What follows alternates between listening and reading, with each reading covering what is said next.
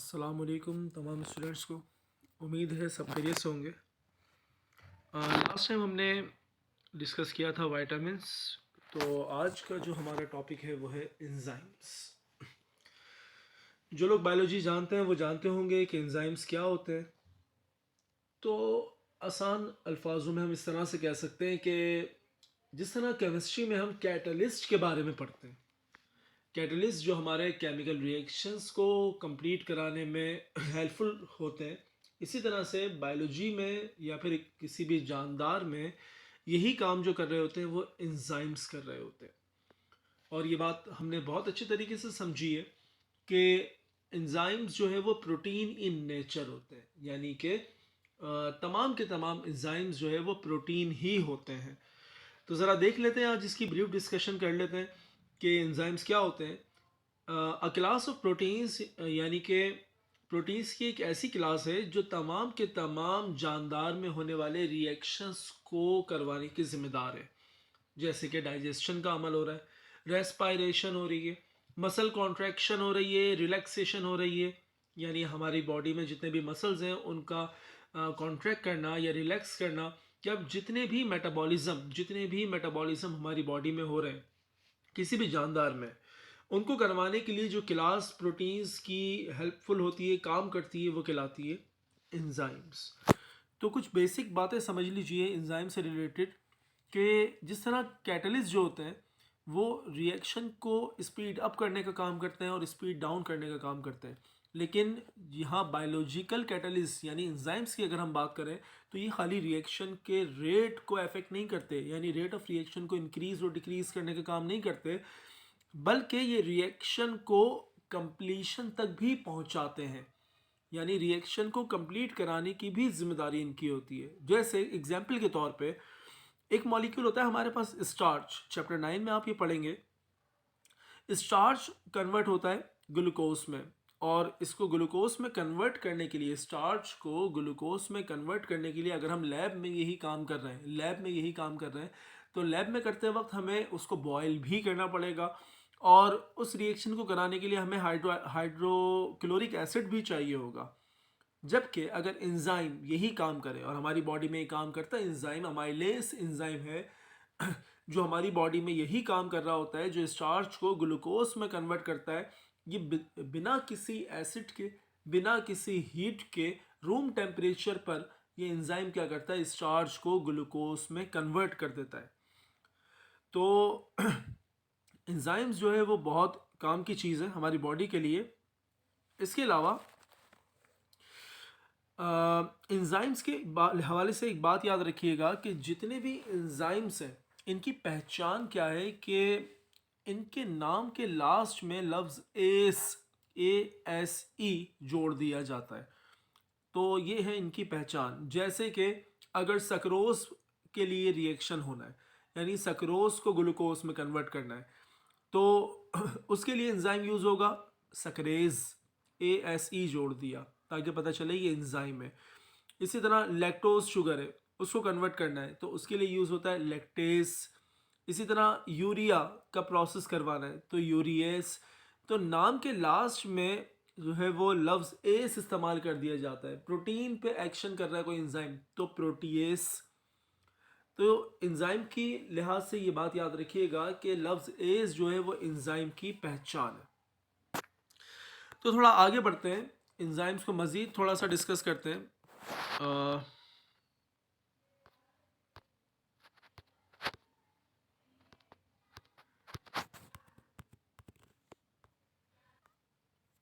तो एंजाइम्स को हम 6 कैटेगरीज में क्लासिफाई कर सकते हैं। एंजाइम्स को हम 6 अलग अलग कैटेगरीज में डिवाइड कर सकते हैं। तो सबसे पहली कैटेगरी जो मैंने यहाँ डिस्कस की है वो है ऑक्सीडो रिडक्टेज, यानी ऐसे तमाम एंजाइम्स जो ऑक्सीडेशन और रिडक्शन करवाने के रिस्पॉन्सिबल होते हैं। ऐसे तमाम एंजाइम्स को हम, जो जनरली नाम दिया गया है एंजाइम्स को, वो दिया गया है ऑक्सीडो रिडक्टेज। ये किसी एक पर्टिकुलर एंजाइम का नाम नहीं है, ये पूरी एंजाइम की एक क्लास है। वो तमाम के तमाम एंजाइम्स जो ऑक्सीडेशन और रिडक्शन कराने का काम करते हैं वो इस कैटेगरी में आ जाते हैं। तो एक एग्जाम्पल यहाँ नीचे दी गई है, जैसे इथाइल अल्कोहल, यानी C2H5OH। तो एंजाइम, अच्छा ऑक्सीडेशन और रिडक्शन ये आप समझते हैं बहुत अच्छी तरीके से कि एडिशन ऑफ ऑक्सीजन को sorry oxidation means addition of oxygen और reduction means removal of oxygen. इसी की तरह दूसरी डेफिनेशन है कि जिसमें रिमूवल ऑफ हाइड्रोजन अगर हो रही है तो उसे हम ऑक्सीडेशन का नाम देते हैं, और अगर एडिशन ऑफ हाइड्रोजन हो रही है तो उसे रिडक्शन का नाम देते हैं। तो यहां पर हम देख सकते हैं कि इथाइल अल्कोहल कन्वर्ट हो रहा है एसीटल डिहाइड में। एसीटल डिहाइड दो मॉलिक्यूल, दो कार्बन का कंपाउंड है, इसे हम इथेनल भी कह सकते हैं। इसका आईयूपीएसी नेम है इथेनल, दो कार्बन की वजह से इसे कहेंगे इथेन। और एल्डिहाइड का सफिक्स जो है वो है अल, तो इस कंपाउंड का नाम है इथेनल। तो यहाँ पर रिएक्शन बेसिकली हो क्या रहा है देखिएगा ज़रा। ये मैंने थोड़ा मॉलिक्यूल को थोड़ा बॉन्डिंग के लिहाज से शो करके दिखाया है। देखें ये है हमारे पास C2H5OH का मॉलिक्यूल। यहाँ पर पहला कार्बन, ये दूसरा कार्बन, एक कार्बन के साथ 3 हाइड्रोजन जुड़े हुए हैं। यहाँ पर इस कार्बन के साथ 2 हाइड्रोजन जुड़े हैं, जबकि तीसरी पोजीशन पे ऑक्सीजन, और वो ऑक्सीजन कंबाइन है हाइड्रोजन के साथ। यानी ये मॉलिक्यूल है आपके पास इथाइल, और OH ग्रुप के लिए लफ्ज़ इस्तेमाल करते हैं अल्कोहल। इथाइल अल्कोहल, दो कार्बन के लिए इथाइल और OH के लिए अल्कोहल।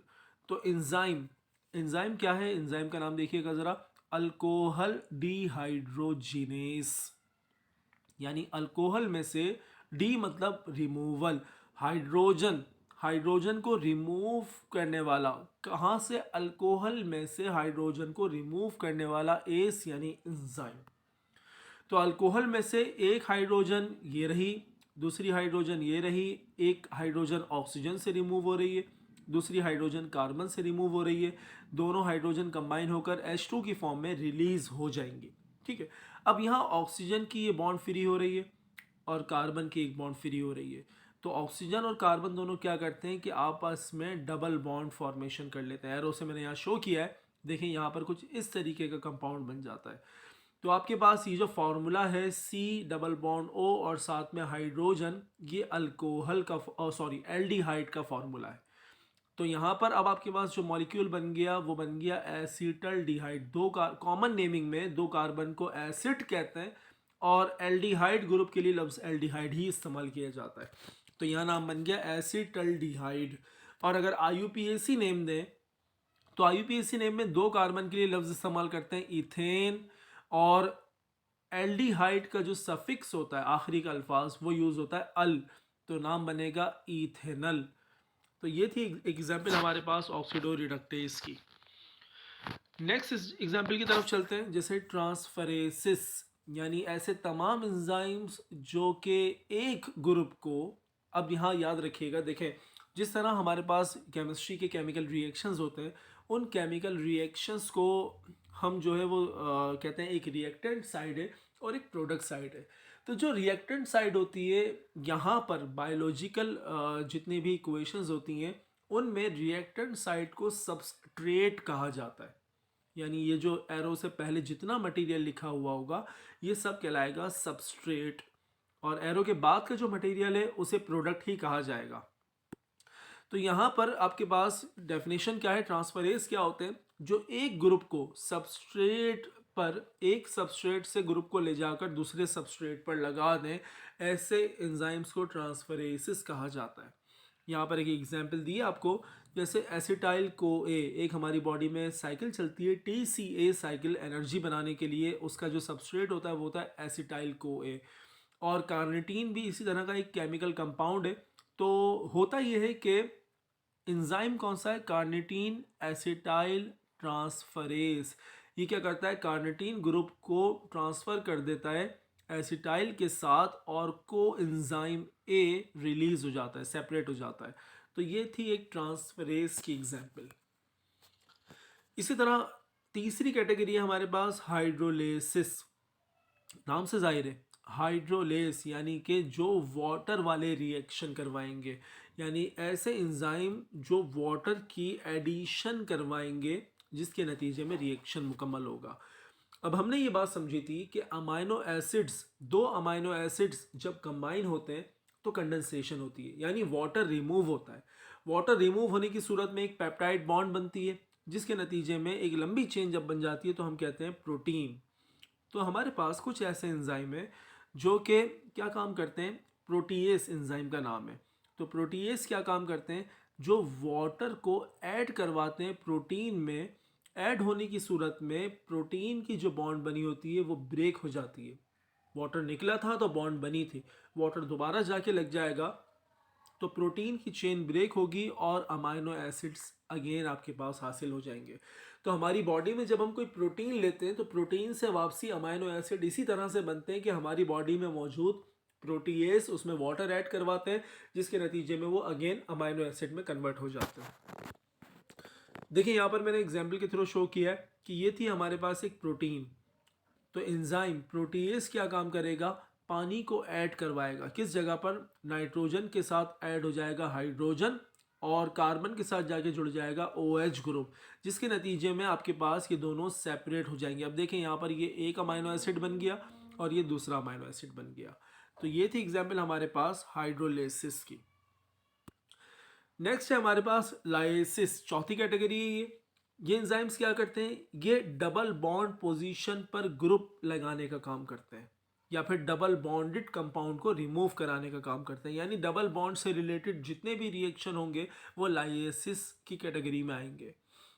तो आसान लफ्ज़ों में कहूँ तो ये एंजाइम क्या करते हैं कि ये कैटेलाइज करते हैं उन तमाम रिएक्शंस को जिसमें एडिशन करवानी हो किसी भी ग्रुप की डबल बॉन्ड पोजीशन पर।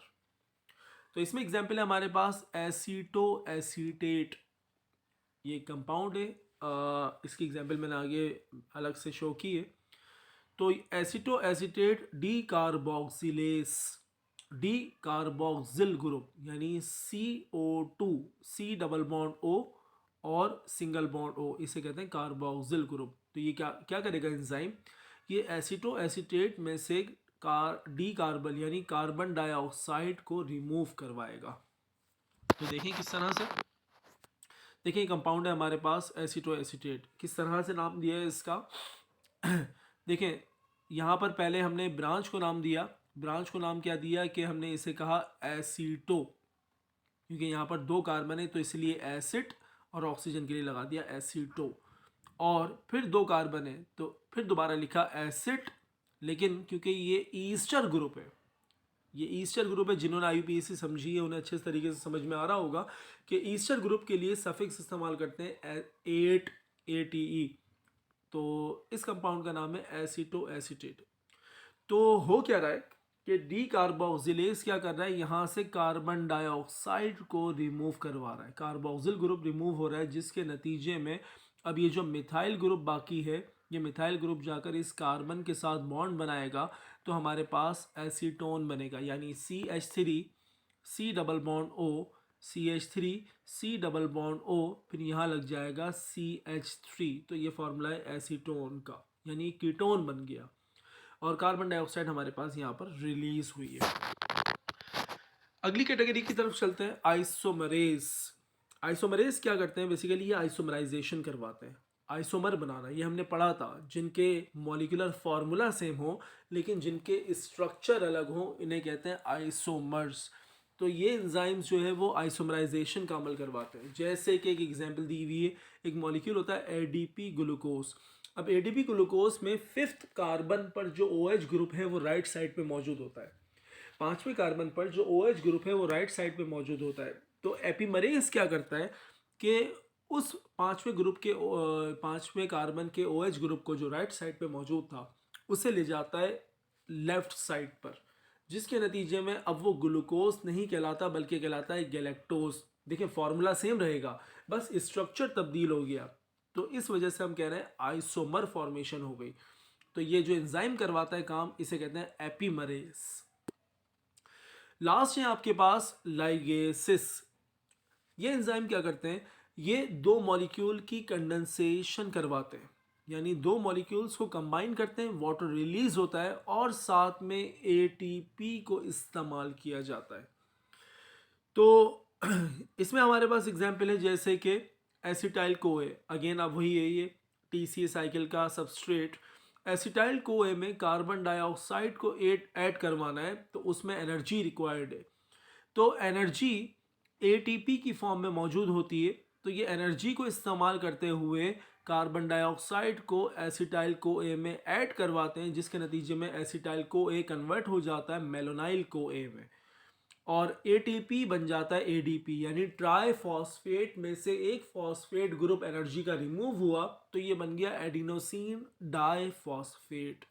अब जो एंजाइम ये काम करा रहा है वो है एसिटाइल को ए, नाम से जाहिर है सबस्ट्रेट के नाम पर है, carboxylase, D carboxylase carbon dioxide जो रिमूव करवा रहा था, और कार्बोक्सिलेज क्या होगा, जो कार्बन डाइऑक्साइड को ऐड करवा रहा है। तो ये थे लाइगेसिस। इसके अलावा कुछ प्रॉपर्टीज और बताते चलो एंजाइम्स की। अगर एंजाइम्स को, पहली प्रॉपर्टी में बता रहा हूँ कि अगर एंजाइम्स को वाटर सॉल्यूशन में काफ़ी देर तक रख दिया जाए, एमसीक्यूज के लिहाज से ये बहुत इंपॉर्टेंट बातें हैं कि अगर वाटर सॉल्यूशन में एंजाइम्स को काफ़ी देर के लिए छोड़ा जाए तो ये अपनी एक्टिविटी छोड़ देते हैं। इसके अलावा अगर जो है वो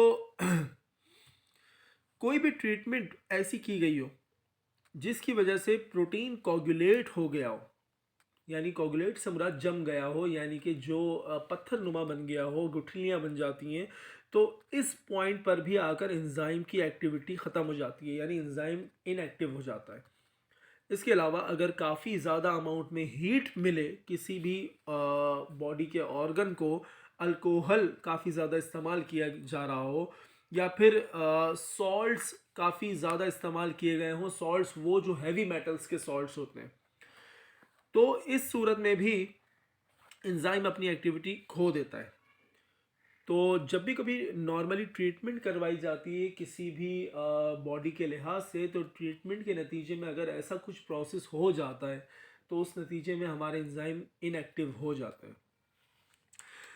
तो मज़ीद आगे बढ़ते हैं, एंजाइम्स के कुछ फैक्टर्स देख लेते हैं कि कौन कौन सी ऐसी चीज़ें हैं जिन पे एंजाइम की एक्टिविटी डिपेंड करती है। तो सबसे पहला फैक्टर है हमारे पास टेम्परेचर। देखिए, हर चीज़ का एक ऑप्टिमम टेम्परेचर होता है जिस पे कोई ऑब्जेक्ट काम करता है। जैसे हमारी बॉडी 37 डिग्री सेंटीग्रेड इसका ऑप्टिमम टेम्परेचर है, जिसमें हमारी हमारी बॉडी का नॉर्मल टेम्परेचर यही होता है। तो इसी तरह से एंजाइम की एक्टिविटी करने का भी टेम्परेचर जो है वो 37 डिग्री से 50 डिग्री सेंटीग्रेड है।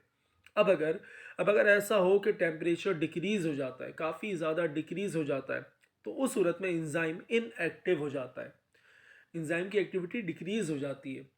लेकिन जब दोबारा टेम्परेचर मिलता है तो एंजाइम दोबारा से अपनी एक्टिविटी परफॉर्म करना शुरू कर देता है। लेकिन इसी के बरक्स अगर जो है टेम्परेचर बढ़ जाता है, ज़रूरत से ज़्यादा टेम्परेचर बढ़ गया, तो उस सूरत में एंजाइम इनएक्टिव नहीं, डीनेचर्ड हो जाता है, यानी ख़त्म हो जाता है, तबाह हो जाता है। टेम्परेचर जब दोबारा नॉर्मल पे आएगा उस सूरत में भी एंजाइम वर्क नहीं करेगा।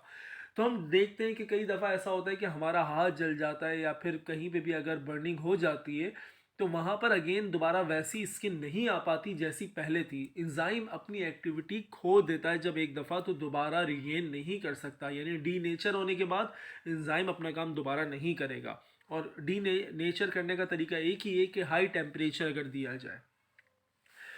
इसके अलावा दूसरा हमारे पास फैक्टर है पीएच, यानी पीएच मतलब कंसंट्रेशन ऑफ हाइड्रोजन। अब हमने ये समझा है फर्स्ट ईयर में कि पीएच क्या होती है। तो याद रखिएगा कि हर एंजाइम एक ऑप्टिमम पीएच पे काम करता है। जैसे एक एंजाइम है हमारे पास पेप्सिन, या फिर जो हमारे लिए डाइजेशन में काम कर रहा होता है, डाइजेशन में हेल्प कर रहा होता है, तो ये 1.6 इसकी ऑप्टिमम पीएच है जिस पे ये काम करता है। 1.6 यानी एसिडिक पीएच पर ये काम करता है। तो अगर पीएच में तब्दीली आती है, पीएच बढ़ जाती है या कम हो जाती है, उस सूरत में इस एंजाइम की एक्टिविटी पे इफेक्ट पड़ता है। और हम ये देखते हैं कि जब ज़्यादा एसिडिक इन्वायरमेंट हो जाता है स्टमक का, हम कुछ ज़्यादा गर्म चीज़ें खा लेते हैं या ज़्यादा मिर्चों वाली चीज़ें खा लेते हैं, तो उसके नतीजे में हमें एसिडिटी हो जाती है। हम कहते हैं एसिडिटी हो गई। एसिडिटी से मुराद क्या है कि बॉडी का जो एसिडिक लेवल है वो इंक्रीज़ हो गया, जिसकी वजह से ट्रिप्सिन की एक्टिविटी जो है वो, सॉरी, पेप्सिन की एक्टिविटी जो है वो डिक्रीज़ हो गई। तो उसे नॉर्मलाइज करने के लिए हम बेसिक इन्वायरमेंट इस बॉडी को प्रोवाइड करते हैं, यानी इनो वगैरह पीते हैं, एज अ बेस वो काम करती है। तो एसिड और बेस जब कंबाइन होंगे तो वो बॉडी को दोबारा से न्यूट्रल पोजीशन पर पहुंचा देते हैं। इसी तरह से एक और एंजाइम है ट्रिप्सिन, जो पीएच 8.2 पर काम करता है, यानी जो हमारे इंटेस्टाइन में मौजूद होता है। अगर पीएच में इजाफा हो या कमी आए तो उस सूरत में इसकी एक्टिविटी पे भी इफेक्ट पड़ता है। इसके अलावा और भी फैक्टर्स हैं, जैसे कंसंट्रेशन ऑफ सबस्ट्रेट, यानी जितना सबस्ट्रेट दिया जाएगा उतना ही एंजाइम काम करेगा। सबस्ट्रेट कम होगा तो एंजाइम की एक्टिविटी भी डिक्रीज हो जाएगी। जैसे कि आपने अगर ज़्यादा अमाउंट में शुगर ली है, तो ज़्यादा अमाउंट में शुगर लेने के नतीजे में ग्लूकागॉन की एक्टिविटी बढ़ जाती है, इंसुलिन की एक्टिविटी भी बढ़ जाती है। शुगर कम खाओगे तो दोनों की परफॉर्मेंस जो है वो कम होगी। तो जितना ज़्यादा सबस्ट्रेट बॉडी को प्रोवाइड किया जाएगा उतनी ज़्यादा एंजाइम की एक्टिविटी होगी, और जितना ज़्यादा एंजाइम ज़रूरत से ज़्यादा अगर काम करेगा तो आहिस्ता आहिस्ता उसकी एक्टिविटी डिक्रीज़ होना शुरू हो जाएगी, यानी पहले जैसी बात नहीं रहेगी। तो ये था एक छोटा सा टॉपिक हमारा एंजाइम्स का। उम्मीद है यहाँ तक आपको क्लियर हुआ होगा। अगर इस टॉपिक से रिलेटेड कोई सवाल हो तो बेटे पूछिए। आज के लिए इतने रखते हैं, मिलते हैं नेक्स्ट क्लास में इंशाल्लाह। अल्लाह हाफिज़।